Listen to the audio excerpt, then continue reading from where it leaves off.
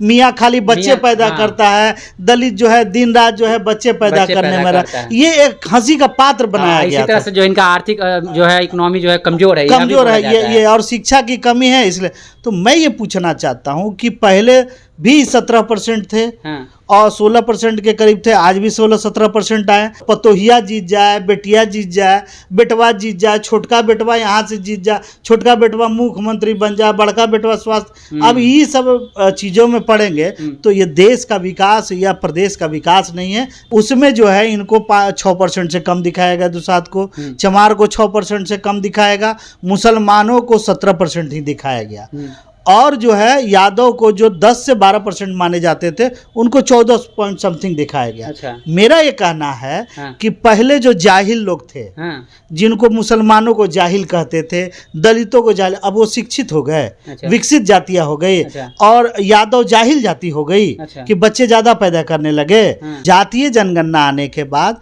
कम से कम आप पार्टी के राष्ट्रीय अध्यक्ष हैं, राष्ट्रीय नेता हैं, अपने पार्टियों में तो कम से कम 17% मुसलमानों को दीजिए, 22% दलितों को दीजिए। आप करवाएं, आप ही शुरुआत कीजिए, आप ही शुरुआत कीजिए। एक मिसाल होगी, एक नजीर पेश होगी इस देश के लिए। मुसलमान सबसे बढ़ती आबादी के लिए जिम्मेवार है। उनका जो रेशियो अगर निकाला जाए तो आज के डेट में वो 30% पे जाते हैं। अच्छा। 30 नहीं जाते, 25 जाते, 26 जाते, लेकिन उनका क्या 17% पहले से तय है। दलित जातियां पहले से 17% थी, 16% थी, आज भी उनको 17 पे लाके छोड़ दिया गया, जबकि सबसे ज्यादा जन वृद्धि दर इनका है। अब तो मृत्यु दर भी कम हो गई। ये आंकड़े मैनिपुलेटेड हैं। अच्छा। वो क्यों है? क्योंकि आप ये समझ लीजिए कि नीतीश कुमार जी ईमानदार हो सकते हैं, तेजस्वी यादव का नीयत साफ हो सकता है, लेकिन क्या आप मानते हैं कि बिहार का जो शासन और प्रशासन और उसके कर्मचारी वो ईमानदार हैं? अच्छा। उनमें भी जातिवाद है, उनमें भी धर्मवाद है।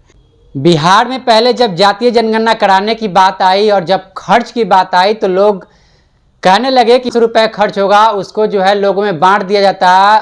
आर्थिक तौर पे जो आर्थिक रूप से कमजोर है तो जो और ज़्यादा बेटर रहता। फिर जब जातीय जनगणना जब हो गई तो फिर उसके बाद जो है सूची जारी हो गया। उसके बाद अब यह कहा जा रहा है कि हमारी जाति गिनी नहीं गई है, यानी जाति में जो है जातीय जनगणना में बहुत सारा फॉल्ट है। हमारे एक जो घर पे हैं मास्टर साहब नहीं है, हमारे साथ बातचीत करने के लिए वीरेंद्र भास्कर जी हैं, आज़ाद समाज पार्टी से प्रवक्ता हैं। क्या कुछ कहिएगा सर? आपके पास गए थे गिनने के लिए? नहीं, सवाल उस पर नहीं, हमारे यहाँ गिनने गए ये सवाल नहीं है। आज़ाद समाज पार्टी काशीराम ये डिमांड करती है कि जो नमूने ये पेश किए गए हैं, सर्वे जो दिया गया है, सबसे पहले तो इस नमूनों के परिसंशोधित करके फिर से जारी करना चाहिए। और ये चूंकि आंकड़ा या सर्वे किया गया है, इस बात के लिए हम नीतीश कुमार जी को धन्यवाद करते हैं, साधुवाद करते हैं। तेजस्वी यादव को भी सहभागी मानते हैं कि उन्होंने ऐसा कड़ा कदम उठाया और एक अच्छी पहल की है, जिसके कारण से ये सच्चाई कम से कम सामने आ पाई। लेकिन ये अर्ध सच्चाई है। अच्छा। आज़ाद समाज पार्टी काशीराम ये कह रही है कि अगर धुआं तभी उठता है जब कहीं आग लगती है। इस नमूने पे बहुत सारी बातें उठ रही है। बहुत सारी पार्टियों ने क्या क्या कहा वो आप लोग जानते होंगे। हमारा ये कहना है कि ये आंकड़े मैनिपुलेटेड हैं। अच्छा। वो क्यों है? क्योंकि आप ये समझ लीजिए कि नीतीश कुमार जी ईमानदार हो सकते हैं, तेजस्वी यादव का नीयत साफ हो सकता है, लेकिन क्या आप मानते हैं कि बिहार का जो शासन और प्रशासन और उसके कर्मचारी वो ईमानदार हैं? अच्छा। उनमें भी जातिवाद है, उनमें भी धर्मवाद है। उन्होंने मैनिपुलेशन किया है। क्योंकि अगर आप पूछेंगे तो मैं उसका उदाहरण दे सकता हूँ। नहीं तो अगर वहाँ पे उन लोगों को पैसा मिला तो फिर वो मैनिपुलेशन कैसे करेंगे? उनको तो काम मिला था करने के लिए। व्यक्ति जो होता है बायस होता है। व्यक्ति में कहीं ना कहीं भावनाएं होती है। आज मारपीट भी होती है तो उसमें जातीय दृष्टिकोण होता है। आप किसी को वंचित समाज को आप वंचित करते कैसे? जात के आधार पे। अच्छा। उसी तरह ये मैनिपुलेशन होता है। कैसे हुआ है? आप किसी भी जननांकीय और सांख्यिकी विशेषज्ञ से पूछिएगा कि जो कास्ट सेंसस आया है और ठीक उसी प्रकार पॉपुलेशन सेंसस हुआ था, तो पॉपुलेशन सेंसस में ये देखा गया कि जन्म वृद्धि दर सबसे किसी समूह में है तो वो मुसलमानों में है, वो दलितों में है। कि ये लोग यहाँ तो खुलेआम कहा जाता है कि मियाँ खाली बच्चे पैदा करता है, दलित जो है दिन रात जो है बच्चे पैदा करने में रहा। ये एक हंसी का पात्र बनाया गया। इसी तरह से जो इनका आर्थिक जो है इकोनॉमी जो है कमजोर है, ये और शिक्षा की कमी है। इसलिए तो मैं ये पूछना चाहता हूँ कि पहले भी 17% थे और 16% के करीब थे, आज भी 16-17% आए। दलित में कुछ जातियां जिसके बारे में मैं व्यक्तिगत तौर पे जानता हूं, जैसे मान ले पासवान जाति जो दुसाध जाति है वो पहले 6% हुआ करती थी।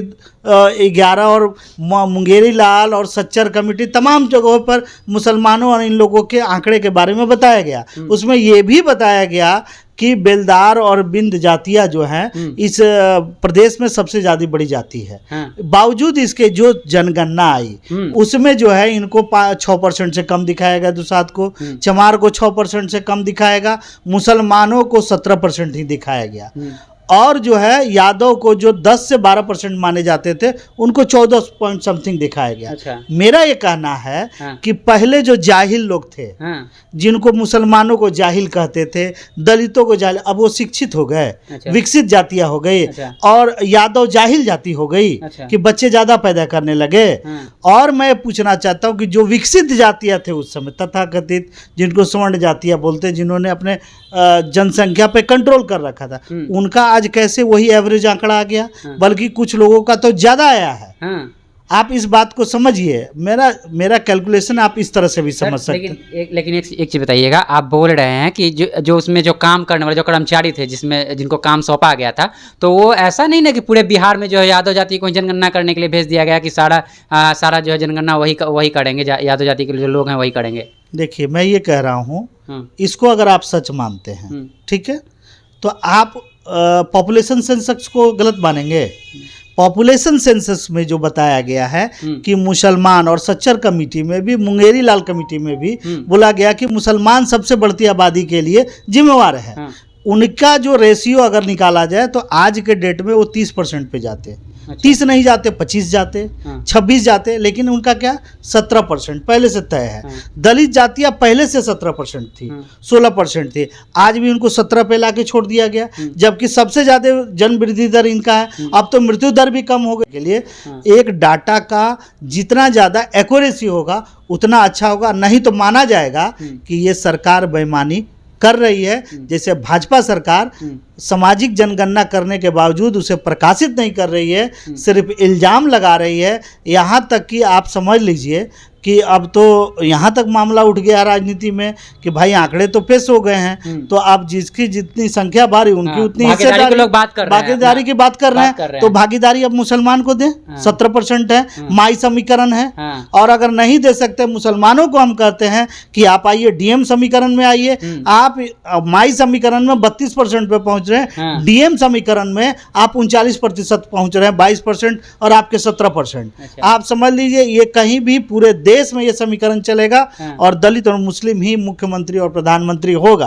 अगर ऐसा नहीं करते हैं तो आप समझ लिए जहां हैं मजबूती के साथ है कि मजबूरी के साथ है, ये सोचना आपका काम है। हमारा खुला शोषित वंचितों के लिए हमारे दरवाजे आज़ाद समाज पार्टी के लिए खुले हुए हैं, आए और अपना हक और हिस्सेदारी अपने संख्या से ज़्यादा लेने का। चलिए सर, आखिरी क्वेश्चन कर लेते हैं, आखिरी सवाल कर लेते हैं कि नीतीश कुमार जी जो हैं जाति जनगणना करा लिए, सूची भी आ गया, उनको इमीडिएट एक्शन नहीं लेना चाहिए था कि जिसकी जितनी संख्या उसको उतनी भागीदारी दी जाए? देखिए इसमें ईमानदारी का प्रश्न आता है। लास्ट समय में है दोनों को, या फिर जो है पॉलिटिकल एजेंडा बन के रह जाएगा। जी, ये लोग जो है अब संन्यास आश्रम की ओर बढ़ना, जो हिंदू मैथोलॉजी में है, संन्यास आश्रम की ओर बढ़ गए हैं। लालू प्रसाद भी पोता पोती वाले हो गए हैं, नीतीश कुमार जी भी उम्र 73-76 वर्ष हो गई है। अब तो इनको ईमानदारी करनी चाहिए। जैसा कि लालू प्रसाद ने कहा कि जिसकी संख्या भारी उतनी हिस्सेदारी। आप मुसलमानों को मुख्यमंत्री पेश कीजिए और जात की नहीं जमात की बात कीजिए। और आप जो बात बोल रहे हैं, अब यहाँ संवैधानिक मामला नहीं है।